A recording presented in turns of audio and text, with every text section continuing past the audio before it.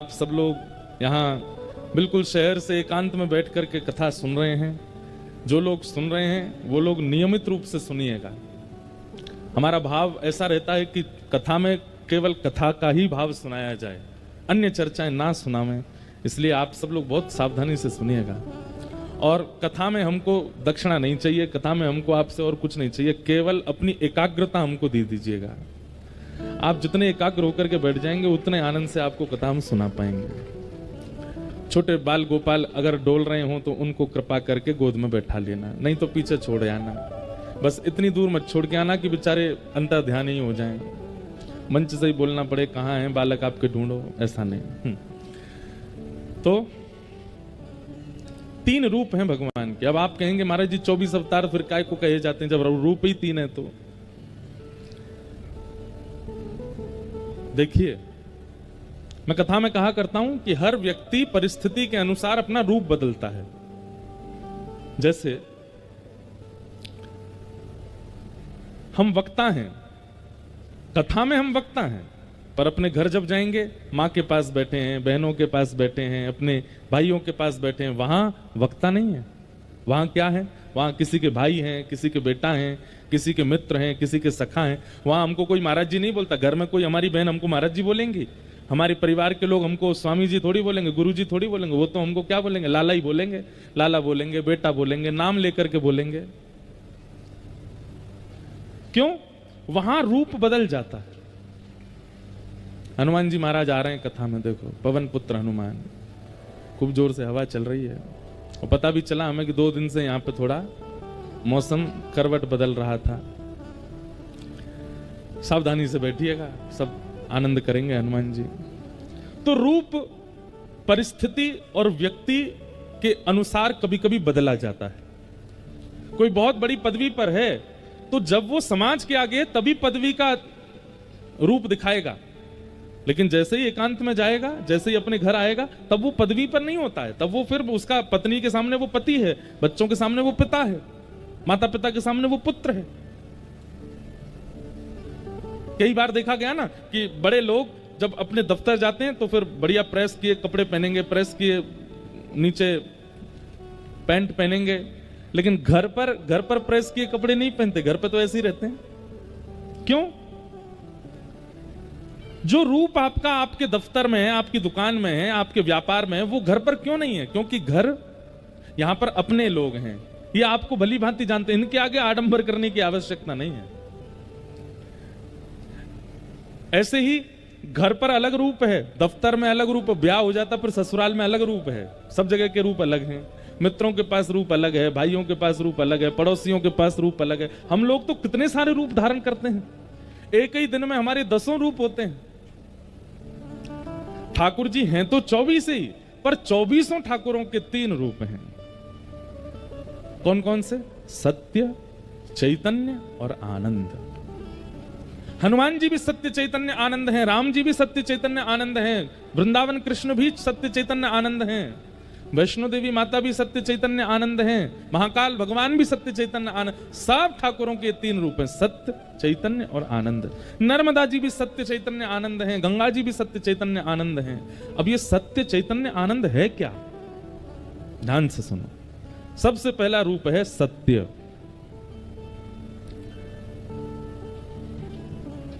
अगर आप हनुमान जी का दर्शन करने जाते हैं और उनके प्रति आपके चित्त में सत्य की भावना नहीं है,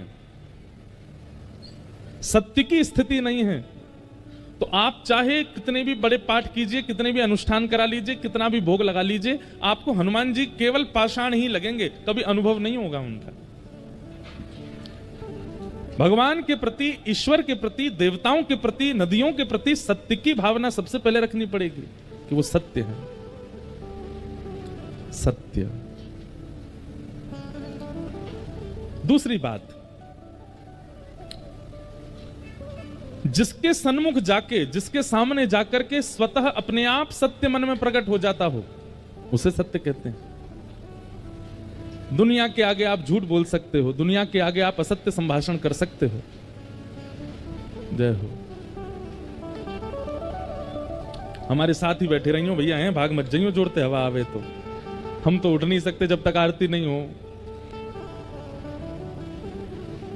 प्रेम से आनंद से सब बैठे रहो, जो होगा देखेंगे।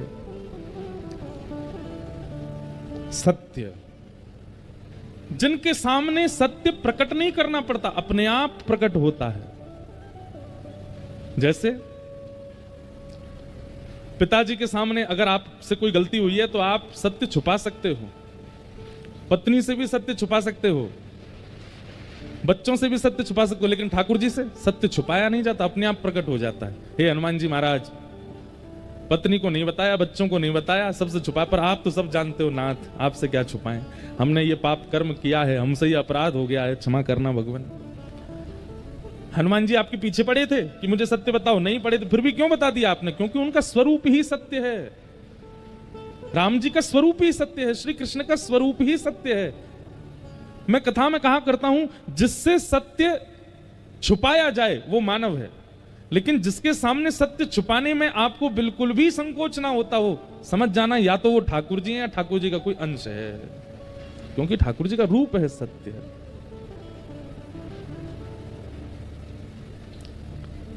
सत्य। ठाकुर जी का दूसरा रूप क्या है? चैतन्य। चैतन्य का मतलब क्या होता है?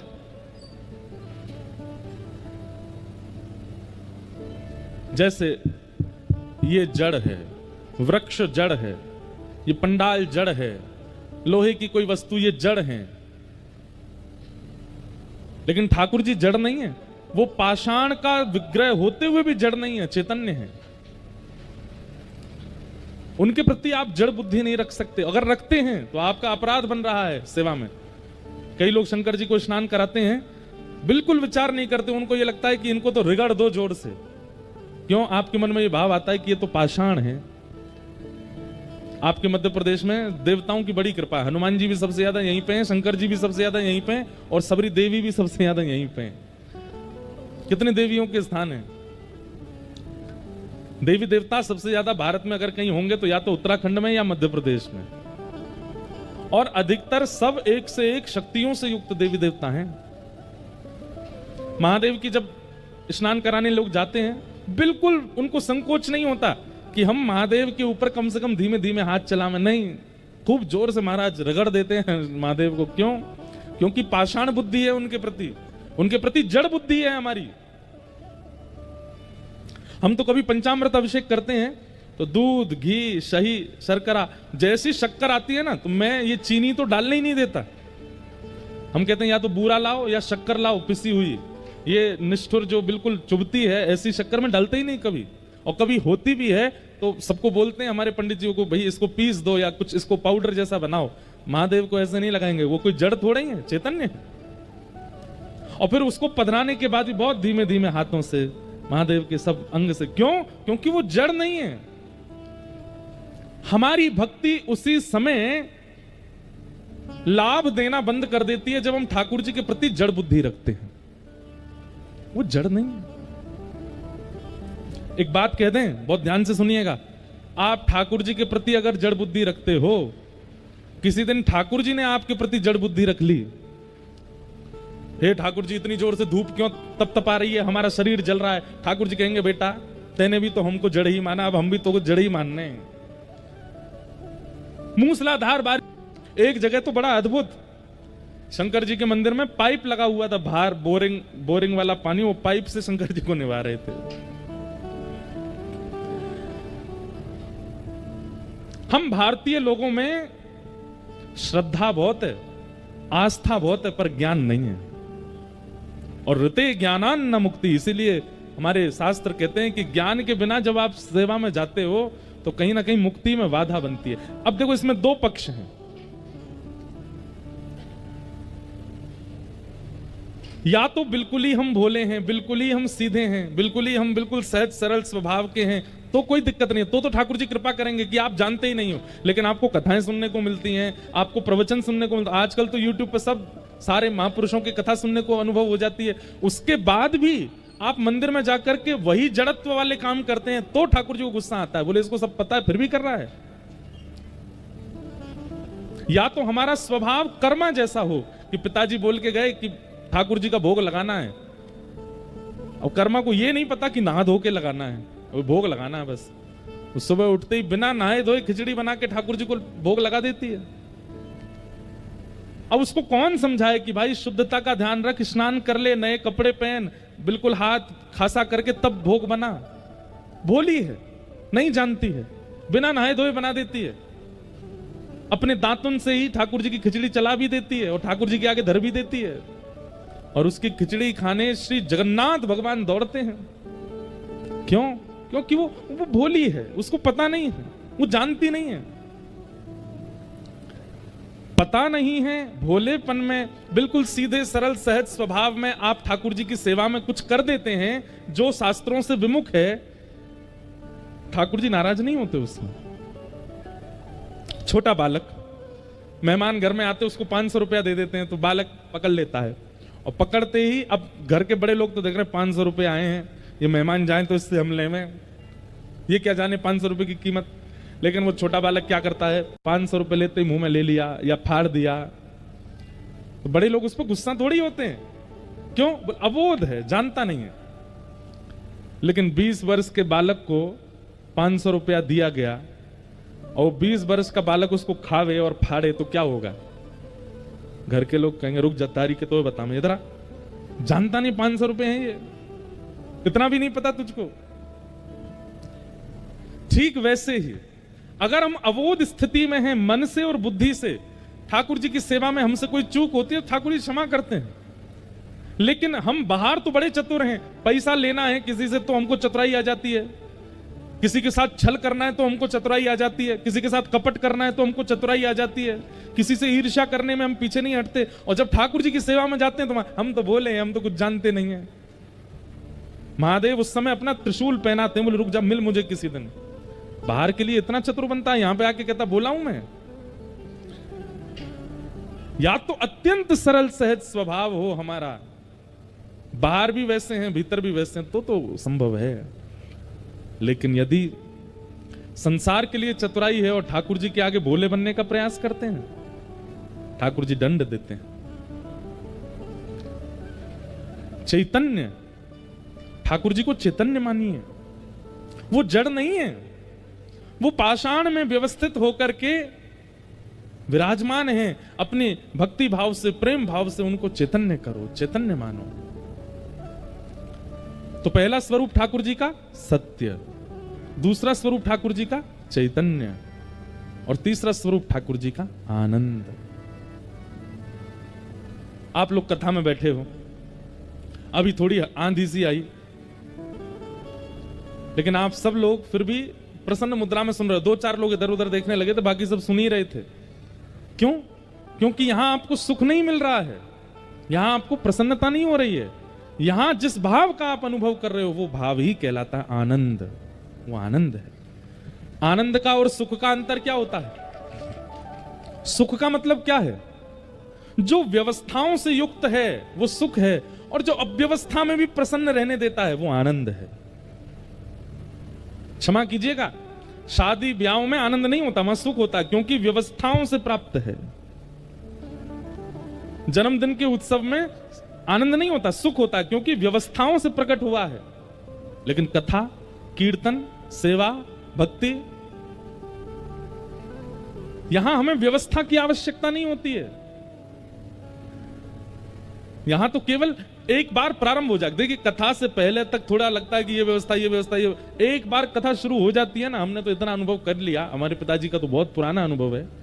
कथा प्रारंभ होते ही फिर तो वो नर्मदा की गति की तरह बहती है, आगे चाहे पत्थर आवे, चट्टान आवे, सबको चीरते हुए निकल जाती है। कथा अपनी गति नहीं छोड़ती।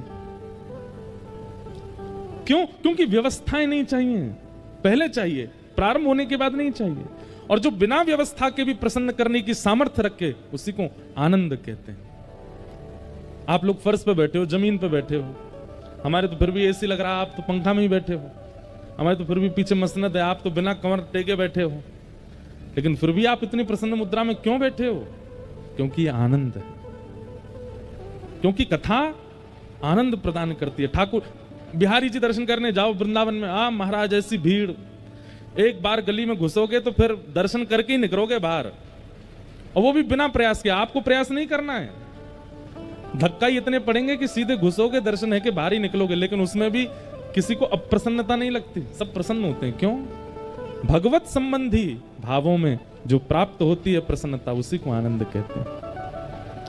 सच्चिदानंद रूपाय विश्वोत्पत्त्यादि हेतवे तापत्रय विनाशाय श्री कृष्णाय वयं नमः।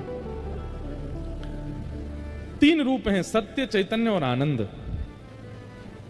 तीन कर्म हैं ठाकुर जी की। क्या? विश्वोत्पत्त्यादि हेतवे, उत्पत्ति, पालन और संहार। जिस प्रकार एक बालक मिट्टी से पहले घर बनाता है और फिर उस घर को 2-4 दिन तक संभालता है, और एक दिन बालक का मूड खराब होता है तो फिर घर को ध्वस्त कर देता है, ठाकुर जी भी ऐसे ही पूरी सृष्टि के साथ लीला करते हैं। हमें बनाते हैं, हमारे दादा परदादा, हमारे कुल खानदान का चयन करते हैं, इसको कैसे कुल में भेजना है। फिर उसके बाद हमारा पालन करते हैं, हमें एक सदगति प्रदान करते हैं, एक श्रेष्ठ व्यक्ति बनाते हैं, अफसर बनाते हैं, मंत्री बनाते हैं, नेता बनाते हैं, वक्ता बनाते हैं, संत बनाते हैं, और फिर एक समय आने पर संहार कर देते हैं। उत्पत्ति, पालन और संहार, ये तीन कर्म हैं ठाकुर जी के। और कैसे कर्म? बोले बालवत, एक छोटे बालक के समान। तीन गुण हैं, तापत्रय विनाशाय श्री कृष्णाय वयं नमः। आदि दैविक, आदि भौतिक और आध्यात्मिक त्रिविध तापों का जो उपशमन करते हैं। जैसे दैविक ताप किसको कहते हैं? अभी आंधी चल रही है, वर्षा होने लग जाए, फसल खराब हो जाए, खेती बाड़ी नष्ट हो जाए, नर्मदा जी में बाढ़ आ जाए, लोगों के घर बहने लग जाएं, आदि आदि इस प्रकार की जो आपदाएं आती हैं, दैवी आपदा। अच्छा, ये तो हो गई सार्वभौम आपदा। तो कई बार ऐसा होता है कि किसी किसी विशेष घर में भी दैवी आपदाएं आती हैं। तीन प्रकार के ताप हैं हमारे जीवन में, तीन ही प्रकार के कष्ट हैं, दैविक, दैहिक, भौतिक तापा। एक तो देवताओं के द्वारा दिया गया ताप, दूसरा दैहिक ताप, अपने ही तन से प्राप्त हुआ ताप। किसी को लंग्स की बीमारी हो गई, किडनी की बीमारी हो गई, ब्रेन की बीमारी हो गई, अंदर पेट की बीमारी हो गई, पैर खराब हो गए, हाथ खराब हो गए, कुछ भी, मन खराब हो गया, बुद्धि खराब हो गई। और तीसरा ताप होता है किसी व्यक्ति के द्वारा दिया गया ताप। भाई से नहीं बनती, पत्नी से नहीं बनती, माता पिता से नहीं बनती, बच्चों से नहीं बनती, इनसे लड़ाई करते हैं, उनसे लड़ाई, उनको जीवन में कोई कष्ट नहीं है, शरीर उनका ठीक है, दैविक ताप भी नहीं है कोई उनके जीवन पर, वो 24 घंटा चिंता में क्यों रहते हैं? उससे मेरा संबंध खराब हो गया है। किसी अन्य के द्वारा दिया गया ताप। ये तीन ही ताप हैं पूरे विश्व में, या तो देवताओं के द्वारा दिया गया ताप, या स्वयं के शरीर से उत्पन्न हुआ ताप, या किसी अन्य व्यक्ति के द्वारा दिया गया ताप। लेकिन यहां क्या कहते हैं? तापत्रय विनाशाय श्री कृष्णाय वयं नमः। इन तीनों तापों को खत्म नहीं करते ठाकुर जी। एक बात बहुत ध्यान से सुनिएगा हमारी, इधर देखो सब लोग। इस पृथ्वी पर आए हैं तो ताप तो जीवन में आएगा, ताप से नहीं बच सकते आप। शारीरिक ताप भी, मीराबाई के जीवन में ताप नहीं आया, बहुत ताप आए। बाल्यकाल से ही श्री कृष्ण को अपना पति मानती थी, लेकिन माता पिता ने जबरदस्ती भोजराज के साथ विवाह कर दिया। भोजराज के साथ विवाह करके गई तो वहां ससुराल में सब लोग उनके विपरीत, ननद विपरीत, सासू मां विपरीत, देवर विपरीत, सब विपरीत। और कुछ ही महीने निकले थे ब्याह के, जिनसे ब्याह हुआ उनके प्राण चले गए। ननद और देवर ने मिलकर के मारने का यत्न किया, विष पिलाया, ना जाने क्या क्या किया, पिटारे में सांप बंद करके छोड़ दिया। क्या ताप मीराबाई के जीवन में नहीं आया? आया। लेकिन फिर भी भक्तिमती मीराबाई का चरित्र आज शुद्ध व्यासपीठ से वक्तागण सुनाते हैं। बड़ी बड़ी यूनिवर्सिटी में मीराबाई के एक एक पद के ऊपर लोग अध्ययन करते हैं, स्वाध्याय करते हैं। क्यों? क्योंकि ताप तो जीवन में आया, लेकिन फिर भी मीराबाई अप्रसन्न नहीं हुई, प्रसन्न रहती थी। क्यों? क्योंकि ठाकुर जी की शरणागति से ताप तो जीवन में आते हैं, पर उन तापों का अनुभव और प्रभाव नहीं पड़ता। आंधी चल रही है, अभी अगर हम अपने घर में होते, क्या कर रहे होते? खिड़कियां बंद करो, बाहर जो कपड़े टंग रहे हैं सबको लेके आओ, गेहूं चावल सूख रहे हैं उनको उठा के लाओ, वो किवाड़ बंद कर आओ, ये कर आओ, वो कर आओ, तो दौड़ रहे होते इधर से उधर। पर यहां चुपचाप बैठे हैं। ताप तो आ रहा है लेकिन अनुभव नहीं हो रहा, उसका प्रभाव नहीं पड़ रहा। ठीक यही स्थिति जीवन में भी हो जाती है। एक कथा सुनाते हैं, सुनो। महाराष्ट्र में एक संत हुए श्री तुकाराम जी महाराज। क्या नाम था? जो छत्रपति शिवाजी महाराज ने जब इनका कीर्तन सुना तो छत्रपति शिवाजी ने नियम बना लिया कि जब भी वो युद्ध के लिए जाते थे तो युद्ध क्षेत्र के आसपास यदि तुकाराम जी होते थे तो उनके कीर्तन में छत्रपति शिवाजी अपनी सेना आदि सब छोड़ करके जाते थे अकेले। ऐसे थे श्री तुकाराम जी। अद्भुत ज्ञान, अद्भुत कीर्तन, अद्भुत भक्ति के भंडार। पंडरीनाथ भगवान, श्री विठ्ठल भगवान उनसे बहुत रीझे रहते थे। अब देखो, छत्रपति शिवाजी जिनके चरणों में नतमस्तक रहते हैं, साक्षात जगत नियंता जगदाधार पंडरीनाथ भगवान, श्री विठ्ठल भगवान, जब तुकाराम जी मंदिर में प्रवेश करते थे तो विठ्ठल भगवान की जो प्रतिमूर्ति थी वो जड़ से साक्षात सचल हो जाती थी। हंसने लग जाते थे ठाकुर जी, आंखें टिमटिमाने लगती थी ठाकुर जी की तुकाराम जी के आते ही। तुकाराम जी जिस गली से निकल जाते थे, लाखों की तादाद में लोग उनके घेरा में चलते थे, आगे पीछे हाथ पांव जोड़ते हुए चलते थे। लेकिन जब तुकाराम जी अपने घर आते थे तो पत्नी उनकी बिल्कुल विपरीत थी। वो डांटती भी थी, फटकारती भी थी और खूब सुनाती भी थी। पूरे दिन कुछ करते धरते नहीं हो, प्रवचन करते रहते हो, कथाएं सुनाते रहते हो, कुछ दक्षिणा लिया करो, घर कैसे चलेगा? सोचो, छत्रपति शिवाजी महाराज का आज अगर नाम महाराष्ट्र की भूमि पर ले लिया जाए तो लोगों के रोंगटे खड़े हो जाते हैं। आज भी उन शिवाजी महाराज, वो शिवाजी महाराज तुकाराम जी के सामने नतमस्तक होकर बैठते थे और उनकी ये स्थिति थी अपने ही घर में। पत्नी उनको ज्यादा कुछ करती नहीं। लो ये गन्ने, खूब सारे गन्ने दे दिए, इनको बेच के आओ और उसका जो पैसा मिलेगा लाके मुझको देना। घर चलाना आता नहीं है, बस पूरे दिन कथा का प्रवचन करते रहते हो, जाओ चलो। तुकाराम जी निकल गए गन्ने लेके। रास्ते में छोटे छोटे बच्चे, अब उस समय पर ये टॉफी तो होती नहीं थी, वो एक बुढ़िया के बाल खाते हैं बच्चे, गांव में आज भी घूमते हैं लोग, वो तो होते नहीं थे। या ये चूरन चटनी आजकल जो बच्चे खाते हैं अपनी जीभ के सुख के लिए, ये सब पहले तो होता नहीं था। पहले तो आम होते थे, सेब होते, गन्ना होते, इनसे ही स्वाद लेते बच्चे। तुकाराम जी गन्ना लेकर के जा रहे अपने कंधे पर, खूब सारे। इतने में बच्चे पीछे पड़ गए, गन्ना दे दो, गन्ना दे दो।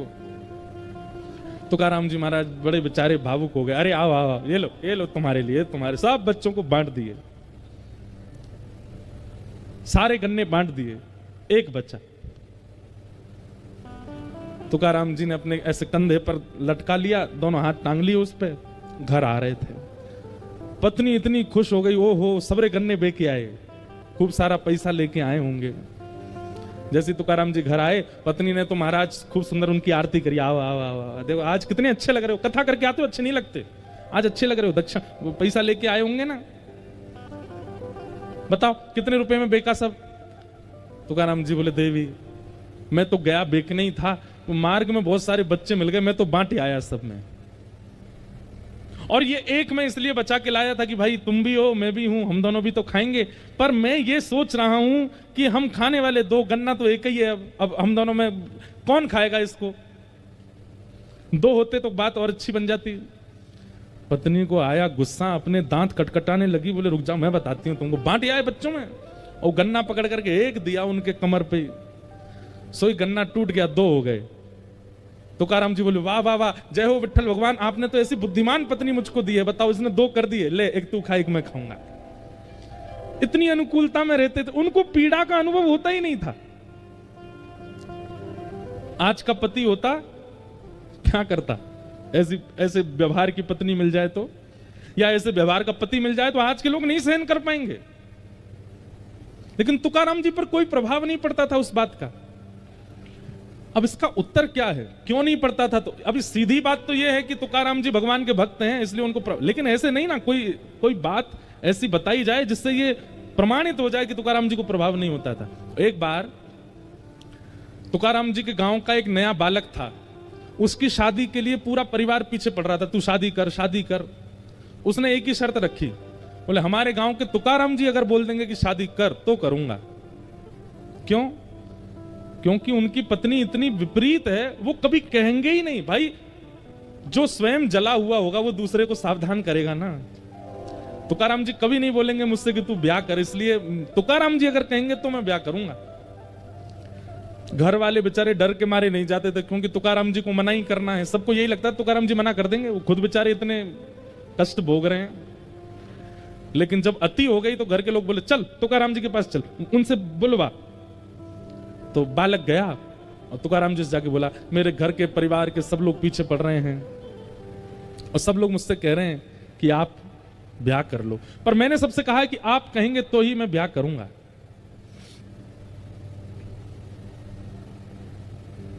आप बताइए ना मैं ब्याह करूं कि नहीं करूं। घर के सब लोग बैठे थे, सब घबरा रहे थे, बोले ये मना कर देंगे तो ये तो बिल्कुल ही नहीं करेगा। तुकाराम जी बोले जितना जल्दी हो सके उतना जल्दी ब्याह कर लो, जितना जल्दी हो सके उतनी जल्दी करो। तो वो लड़का घबरा गया, घर के लोग तो वहीं पर ही नाचने लगे, बोले अब तो बेटा तू गया, अब तो तेरा ब्याह होगा।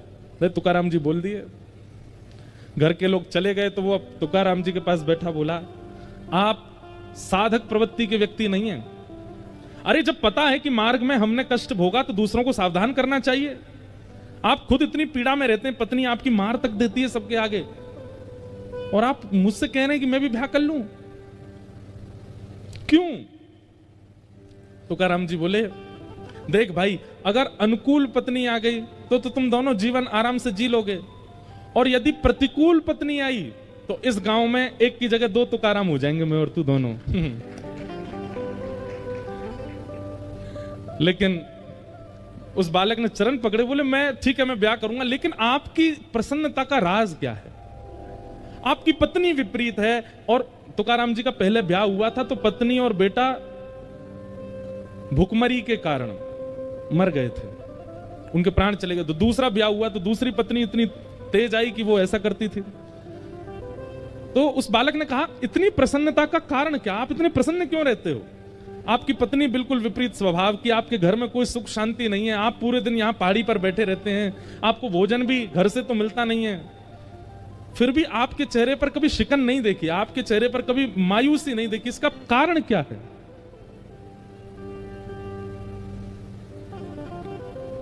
संतों का उत्तर देने का तरीका बड़ा विचित्र होता है। तुकाराम जी बोले मैं अपनी तो तुझे बाद में बताऊंगा, लेकिन तेरी माथे की रेखा मैंने देखी और मुझे कुछ पता चला है, मैं तुझे बता दूं। बालक बोला बताओ। बोले अगले 7 दिन में तेरी मृत्यु हो जाएगी, तू मरने वाला है। बालक घबरा गया, बोले ये क्या कह रहे हैं आप? बोले मैं सही कह रहा हूं, तेरे पास केवल 7 दिन बचे, अपना समय व्यर्थ मत गवा। जितनों से तेने लड़ाइयां कर ली हैं सबसे क्षमा मांग ले, सब कुछ व्यवस्थित कर ले, और भाई तेरे पास 7 दिन बचे हैं, अपना जीवन जितना हो सके इन 7 दिनों में व्यवस्थित कर लियो, कभी भी प्राण चले जाएंगे 7वें दिन। अपना प्रश्न तो सब भूल गया। वो लड़का दौड़ा, रात में जाकर के स्नान किया, माता पिता को प्रणाम किया, बहनों को गले से लगावे, भाइयों को हृदय से लगावे, जितनों से उसकी बैर थे सबके पास गया, बोले भैया मुझे क्षमा कर दो, मैंने तुमसे बैर किया। सब लोग कहते ये हो क्या गया, किसी को बताता था नहीं कि क्या होने वाला उसके साथ। अब स्थिति ये हो गई कि घर में मां भोजन बनाती है, दाल में नमक नहीं पड़ा, खा लेता है चुपचाप, कहता नहीं है। पहले इतना टोकता था इसमें नींबू डालो, नमक डालो, मिर्च डालो, अब जैसा मिल जाता है पा लेता है। उसके भाई बंधु कभी लड़ने आ जाते हैं तो सबके आगे क्षमा मांग लेता है, बोले भैया तुमको जो चाहिए ले जाओ, मुझसे लड़ो मत। कभी उसको बहुत कोई स्नेह देता तो भी उस पर फर्क नहीं पड़ता, कोई उसको बहुत कष्ट देता। बोले नाथ दिन है, अब बताइए मेरे प्राण कब निकलेंगे और मैं क्या करूं अब? तुकाराम जी बोले एक बात बता, पिछले 7 दिनों में तुझसे कोई लड़ने आया? बोले आए तो थे लेकिन मुझको याद नहीं, क्योंकि मैंने दिमाग में ज्यादा लिया नहीं। लड़ने आ रहे थे भाई बंधु लोग, मैं कहता भाई लड़ो, मतलब क्या लड़ने के लिए कहां जाऊं मैं, मेरा प्राण निकलने वाले हैं। तुकाराम जी बोले पिछले 7 दिन में तेरा किसी ने बहुत सम्मान किया? बोले वो भी सम्मान भी किया, पर कहां अच्छा लग रहा था सम्मान, बस ये लग रहा था 7 दिन में प्राण चले जाएंगे, भाई क्या करूं। अच्छा एक बात बता, परसों माँ ने घर में क्या बनाया था, बोले दाल चावल, दाल में नमक वमक कैसा था, सब ठीक था, बोले कुछ याद नहीं है मुझको, जैसा बना मैंने खा लिया, मुझे तो बस यही लग रहा था प्राण जाने वाले हैं। तुकाराम जी बोले मेरी प्रसन्नता का राज यही है, मैं हर दिन को अपना अंतिम मानता हूं, मैं हर दिन को अपना अंतिम समझता हूं। कोई मुझसे लड़ने आता है तो मैं विचार करता हूं मेरे क्या पता अगले क्षण मेरे प्राण चलेगा, इससे बैर क्यों करूं। कोई मेरी बहुत प्रसन्नता करता है तो भी मैं ये विचार करता हूं कि इसकी प्रसन्नता लेके फूलूं क्यों, क्या पता अगले क्षण मेरे प्राण निकल गए तो। पत्नी मुझे मारती है, भोजन नहीं देती, या भोजन देती है तो जला हुआ दे देती है, मैं पा लेता हूं, कुछ कहता क्यों नहीं हूं, क्योंकि मुझे लगता है मेरा अंतिम क्षण हो सकता है, मेरा कोई भी समय मेरे प्राण जा सकते हैं, इसलिए मैं ये सब संसार के व्यवहार में पड़ता ही नहीं। बालक चरणों से लिपट गया, बोले भगवान आपने कृपा कर दी, आपने जीवन का सूत्र दे दिया। हम लोगों में कुभाव उत्पन्न क्यों होता है, क्योंकि हमें यह विश्वास है कि हम कल भी जीवित हैं, कल देख लेंगे। हम लोगों में सम्मान के प्रति इतनी रुचि क्यों है, क्योंकि हमें विश्वास है कि कल और मिल सकता है। सम्मान के प्रति रुचि और अपमान के प्रति क्रोध, या जितने भी विकार हमारे चित्त में आते हैं वो केवल इसलिए आते हैं क्योंकि हमें विश्वास है कि हम जीवित रहने वाले हैं। अपने हर क्षण को अगर अंतिम मानने लगे, क्या पता अगला क्षण हम जीवित रहे कि नहीं, आप सब व्यवस्थित सामान्य हो जाओगे, शांत हो जाओगे, मौन रहने लगोगे, ना किसी से कोई शिकायत, ना किसी से कोई लड़ाई, ना किसी से कोई प्रेम, सब सम। एक सूत्र है। ठाकुर जी जब जीवन में आते हैं तो विपत्तियां कम नहीं होती, पर विपत्तियों का प्रभाव खत्म हो जाता है। और क्षमा करें, आप तिलक लगाते हो, कंठी पहनते हो, नाम जप करते हो, लेकिन विपत्ति, आपत्ति, संपत्ति, इनका प्रभाव दिखता है आपके ऊपर, तो आप आडंबर कर रहे हो, आप नाम जप नहीं करते।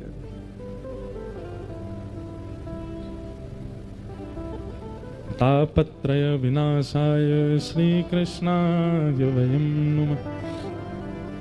ऐसे 3 तापों को उपशमन करने वाले श्री कृष्ण को हम बारंबार प्रणाम करते हैं। भागवत जी के महात्म का पहला श्लोक। ब्रज के नंद लाला राधा जी के सांवरिया, सब दुख दूर हुए जब तेरा नाम लिया। ब्रज के नंद लाला राधा जी के सांवरिया, सब दुख दूर हुए करताल बजा के गाओ। तेरा नाम लिया। ओ ब्रज के नंद लाला राधा जी के सांवरिया, सब दुख दूर हुए जब तेरा नाम लिया। ब्रज के नंद लाला राधा जी के सांवरिया, सब दुख दूर हुए जब तेरा नाम लिया। सब दुख दूर हुए जब तेरा नाम लिया। सब दुख दूर हुए जब तेरा नाम लिया। ओ मीरा पुकारे तुम्हें गिरधर गोपाला, मीरा पुकारे तुम्हें गिरधर गोपाला। मीरा पुकारे तुम्हें गिरधर गोपाला। मीरा पुकारे तुम्हें गिरधर गोपाला। ढल गया अमृत में विष का